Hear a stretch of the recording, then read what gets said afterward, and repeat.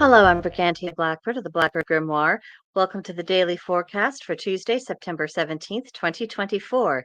It is the day of the Warrior King, Mars's Day, Tyr's Day, the 27th of Virgo, the 15th of Vine, the 27th of Bear, the 18th of Tumandur, and that will take us to another detail of today is that we have the harvest moon, a nice full moon in September.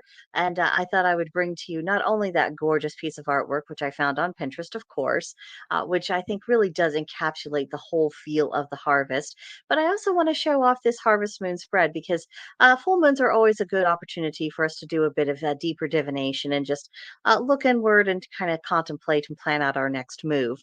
So we have a five-card spread here, which I really love the five-card spread. It gives you just enough information to work with and not so much that you're overwhelmed and bogged down in details.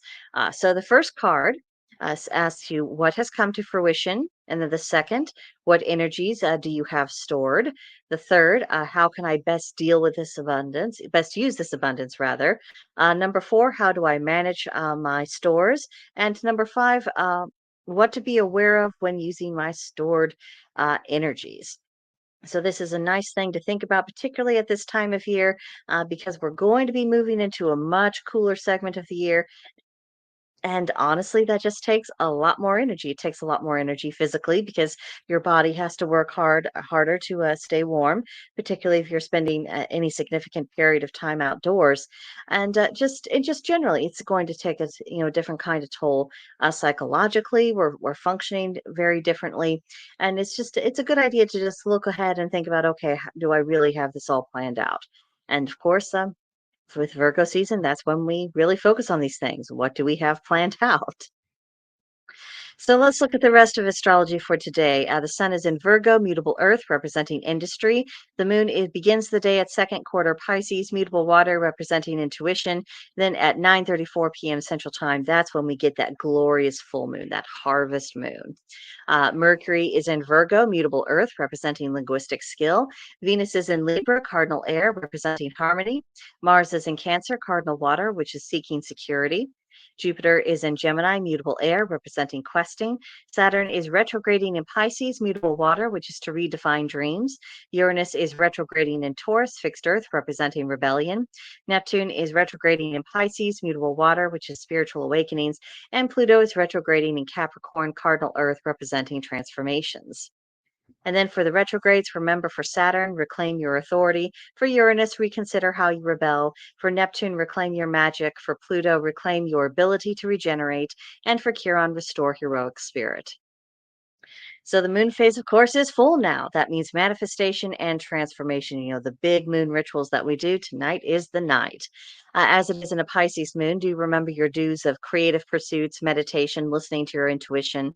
Even though you might have a pretty energetic full moon ritual, I would also suggest combining that with a bit of meditation and reflection to help balance things out because you do have that drawing of inwards of energy with this particular full moon. Some of the don'ts are too much socializing, over rationality, one dimensionality. And so let's look at the implications of this for the day of Mars. We have Cancerian Mars and we have the Piscean moon. I think they do have aligned interests for this full moon. Both are seeking to turn inward. They're leaning towards creative projects that can be done quietly on your own and in just essentially waiting until you have a finished product to share before you really make what you're doing super public. So be sure to claim some private time today. Make the most of this. If you're able to really pursue any of your creative projects, absolutely go after that today. And of course, make sure you have enough energy at the end of the day to really enjoy the full moon and to be able to celebrate it. Then for today's tarot, we have pulled the Sun card. It's a major arcana, so think persistent, far reaching effects. This energy is going to have a stronger impact than a pip card or even a court card. Its number within the tarot is 19. So you break that down with 1 plus 9, that equals 10. 1 plus 0 equals 1. And 1, of course, equals essence, the essence of the thing. Now, the keywords for this card are vitality, glory from achievement, and life and growth. The sun is the very nature of expansive energy. It is very masculine in the sense that it represents drive. It's all about going out there, getting things done, setting everything else in motion. It's a catalyst as well as a source of fuel. So, are you allowing this to really be serving as a catalyst and as fuel in your own life? Are you making use of the energies that are at your disposal, wherever they come from? Are you allowing it to charge you? Are you going forth and trying to accomplish something meaningful to you? Are you embracing life? Are you allowing opportunities for growth to unfold naturally? That is what the Sun card is really putting to us today. And it's also an encouragement of if we haven't been doing this, well, today is the day to change that pattern. You may not necessarily be able to hold to that pattern perfectly. That's not usually how changing patterns works. But today you can make a special effort. Today you can say, I want to go in a different direction, and I'm drawing upon this energy in order to make that happen. And then, day by day, you start forming the habit of doing that very thing. Next up, we have today's Celtic Triad. There are three things in a contract which need special attention: that which is explicit, that which is implicit, and that which has been forgotten. So, in other words, every aspect of a contract requires special attention. Contracts are serious agreements, they're not to be entered into lightly, and a cavalier attitude towards the substance or the details or the overlooked in a contract is really grossly irresponsible. And this is a wake up call, I think, for a lot of us who sometimes if we don't really experience, consequences that are too terribly inconvenient, we don't really think much about, if we break our word or if we don't quite fulfill something that we undertook to do. Um, I think this is an opportunity for us to reflect a little bit and say, maybe I should be more mindful. Maybe I do need to be putting forth more effort towards the things that I have actually agreed to do, whether it's a formal contract or not. I mean, it could be something as simple as, you have promised your spouse that you will be in charge of taking care of a particular domestic chore, and then just carry it out. Take the burden of them having to worry about it off of their minds, off of their hearts. Let them know that they can rely upon you to do the thing you agreed to do. It could be something like, you put away the folded laundry or you took out the trash or, whatever that thing is, it's what matters is that you actually follow through and do it because that builds up their confidence in you. So that's another way to look at this.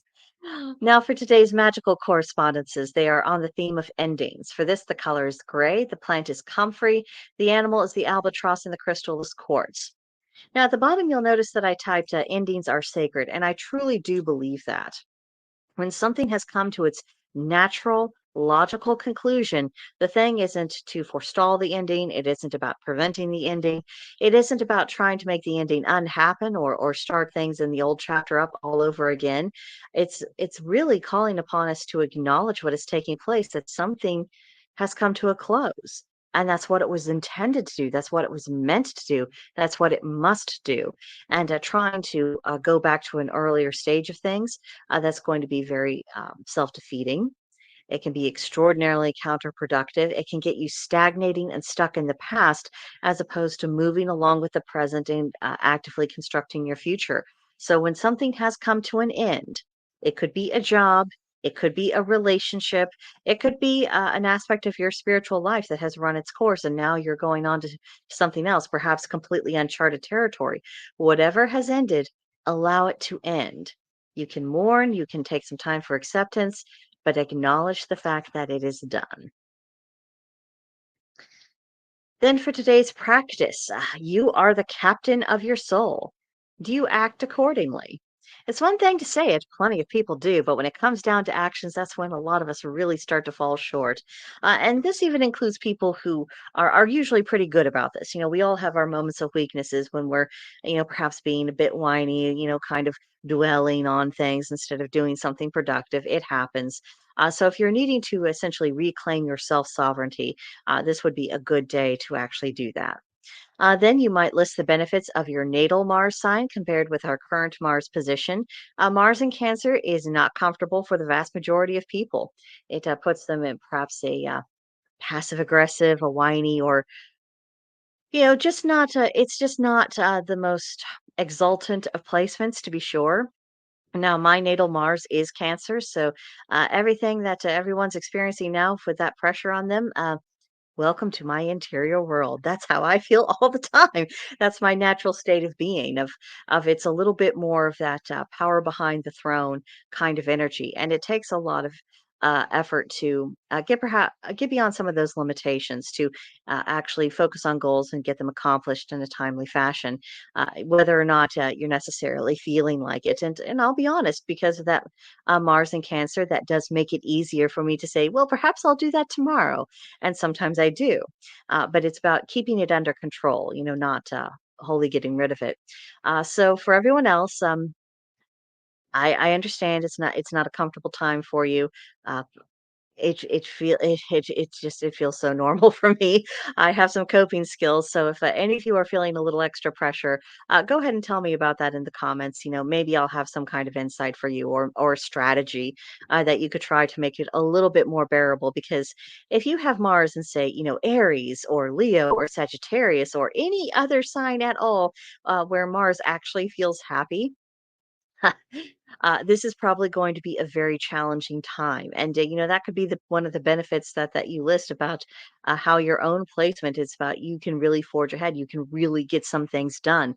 You can wield, the natural power and dynamicism of Mars, and perhaps a way that tends to be a bit more healthy than other placements. So, just contemplate that a bit.